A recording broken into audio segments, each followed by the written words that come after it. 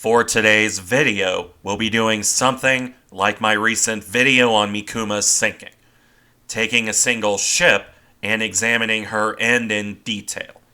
This time we'll be moving away from the Japanese and towards the United States, though we'll be sticking to both cruisers and early war losses, at least this time.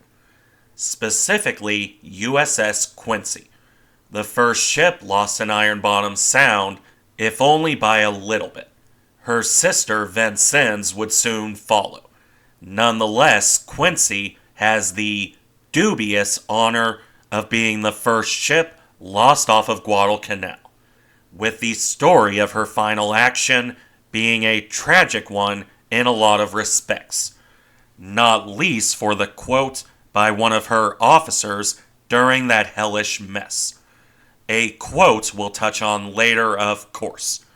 For the moment, let's begin the story of Quincy's final night with a bit of background. It was early August 1942.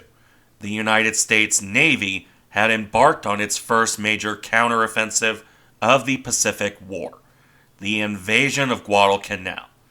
Marines went ashore on August 7th, surprising the small Japanese garrison.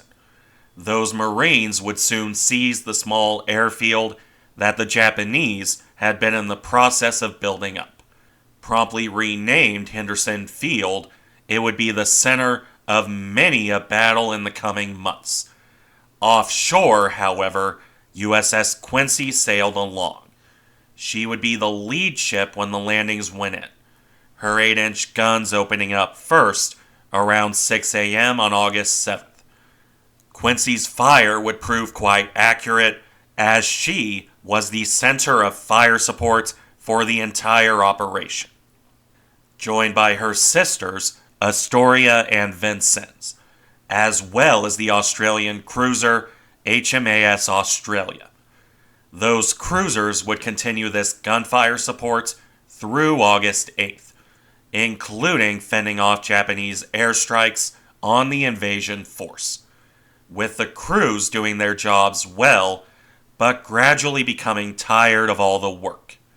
Something that would prove to be a problem on the night of August 9th, 1942, when the Japanese mustered a force to try and drive the Allied fleet away from the landing. That formation set sail down from Rabaul late on August 8th, under the command of Admiral Gunichi Mikawa. This force of cruisers and destroyers managed to mostly evade detection as they sailed to Guadalcanal. They were spotted. However, that sighting would not be relayed to the patrolling Allied cruisers. That allowed the Japanese force to continue on, consisting of 7 cruisers and 1 destroyer, the flagship Chokai, accompanied by the light cruisers Tenryu and Yubari, as well as the old destroyer Unagi, with a further 4 heavy cruisers in the form of Japan's earliest ships of the type, Furutaka, Kako, Aoba, and Kinugasa.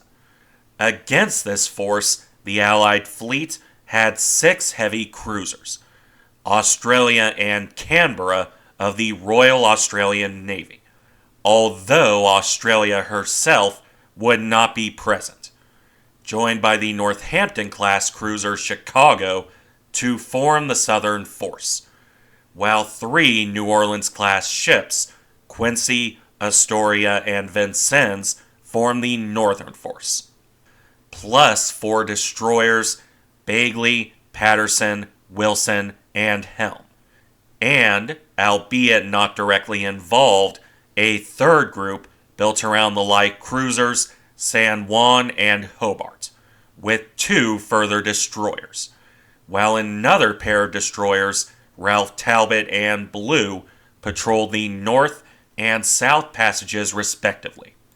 The Allied fleet should have had the advantage. However, the situation worked against them. The Japanese, trained in and comfortable with night fighting, aimed to hit the Allied forces in the darkness. In this, they took advantage of issues with Allied command and the split of the Allied cruiser force. Something that was done to cover all potential entrances, but ended up leaving the Allied fleet out of position during the battle. Australia had also sailed off alone so that the cruiser commander, Victor Crutchley, could meet with his superior, Richmond Turner, leaving Chicago in command of the overall cruiser force without informing the other cruisers of the change in command. While Mikawa couldn't have been aware of this, he took brutal advantage of the mess in Allied leadership, first engaging the Southern force around 1:43 in the morning of August 9th. Canberra would quickly be crippled while Chicago was heavily damaged. The American cruiser withdrew to safety without warning her fellow cruisers, a decision that has, to this day, been subject to intense criticism. However, in absolute fairness, there was little time to get a warning out. The first shells began to strike the northern force by 1:52, less than 10 minutes after the first part of the engagement. And with that, we return to Quincy. At 1:50 a.m. on the morning of August 9th, searchlights sprang to life on both flanks of the northern group. The three American cruisers were instantly illuminated by the Japanese. Caught completely by surprise, chaos reigned in the American formation, not least because the exhausted captains of the three ships had gone to bed, trying to get some much-needed rest. Waking them up took time that would be sorely missed, especially aboard Astoria.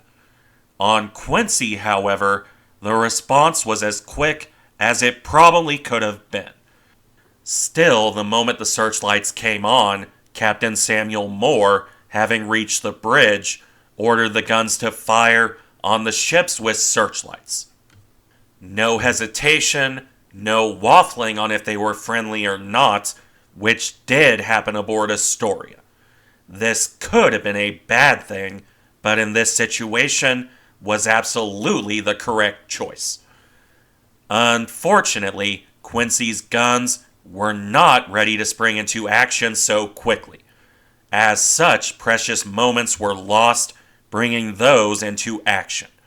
The crews had to train the turrets, load the guns, and sight their targets. As all of those were on the center line, as if in port, not on patrol, this took time.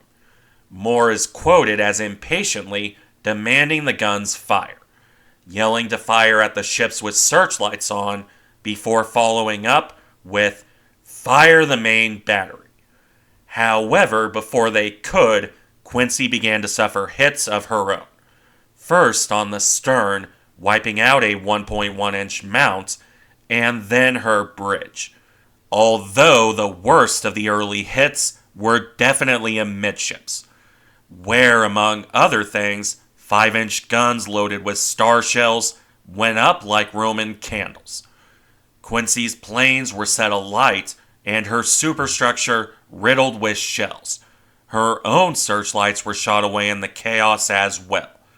As her 5-inch guns finally opened fire, they drew Japanese ire in their own regard.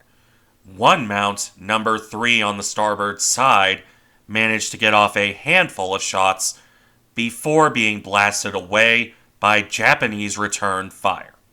In the end, it would take 8 minutes for the main battery to fire.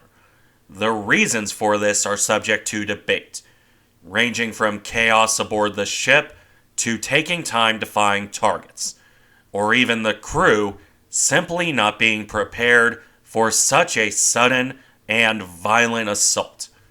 Even so, Quincy was eventually able to get off at least one full 9-gun salvo. Some sources will say 2. Either way, that would be all she managed, as the ship had to turn to avoid her burning sisters, with Captain Moore quoted as saying, "We are going through the middle, give them hell. Or, to quote Ballard's book, we are going down between them. As the plan went, Quincy's bow turrets would engage one target, while her aft turret would engage another, most likely the cruiser Furutaka. Unfortunately, a shell hit to the stern turret would jam that in place, leaving Quincy down to her bow turrets as the flaming wreck continued on. Attempts to send star shells up for targeting failed as those burst above the clouds, leaving Quincy only able to fire on searchlights. Her bow turrets trained out to starboard, where they would engage the cruiser Aoba. That salvo missed, though the Japanese crew were suitably impressed by their enemy. The captain of Chokai is quoted as saying, "She was a brave ship, manned by brave men," due to a belief the flaming wreck was attempting a suicide charge. Alas, Quincy's charge would fail. During all of this, the cruiser was hit by 2 torpedoes on the port side, sent her way by the ancient but still dangerous Tenryu. Quincy began to shudder to a halt. Her forward fire room had been knocked out by shells from Aoba. The torpedoes wrecked 2 more, dragging the cruiser to a stop. Quincy was caught in a crossfire, battered, bruised, and flaming from stem to stern. And yet, her bow gunners would fire off one final defiant salvo. A new set of searchlights had appeared, and the 6 guns let loose. 3 of those shells would hit the Japanese flagship Chokai, 2 of which struck very close to Admiral Mikawa and his bridge staff, 15 feet away. The admiral and his captain were shocked, but unharmed.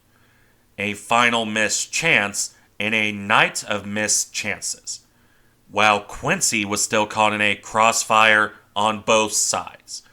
As her sisters burned with her, she was pounded into a flaming wreck in her own right. Turret 2 went up like a bonfire. Turret 1 was put out of action as well.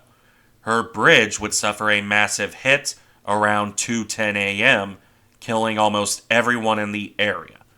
When you look at the damage plate, you can see just how bad it was, even without looking at the wreck as well. In any event, Captain Moore, fatally wounded, ordered the ship to be beached. When her assistant gunnery officer, John Andrew, came into the bridge, he found only 3 or 4 people standing. Captain Moore slumped over, straightened up one last time, but was unable to say anything more than a groan before falling again. Alternatively, Andrew found only the signalman, desperately trying to steer Quincy to shore. For all the bravery of her crew, the ship was still doomed. The armor was hardly up to a close-range pounding from multiple cruisers. The 2 torpedoes, furthermore, were dragging her down by the bow, while the killing blow, as it would turn out, was a 3rd torpedo that hit the starboard side a few minutes after the hit to the bridge. With power cut and locked into a turn, Quincy was a flaming wreck, still illuminated by searchlights and still being pounded by Japanese guns. As her crew abandoned ship, she ultimately slipped beneath the waves after capsizing to port somewhere around 2:35 to 2:40 that morning. A massive explosion ripped through the ship as she went down. That's likely what severed the bow. Quincy was the first ship lost in Iron Bottom Sound, but by no means the last. Her story gets lumped in with the others that night, though I, on a personal note, find a quote by one of her officers to encapsulate her stand better than any others. That officer was the supervisor of the watch, Lieutenant Commander Edward Billings. Despite, and I quote, half of his face being shot away, he managed to get out one final statement. in the arms of Lieutenant Charles Clark. I'm all right. I'm all right. Keep calm. Everything will be okay. The ship will go down fighting.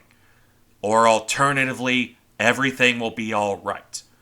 No matter what else, Quincy most assuredly went down fighting against impossible odds. What more can you ask for a warship, really? Thank you for watching. Remember to like, comment, and subscribe if you enjoy the content, and I'll see you in the next one.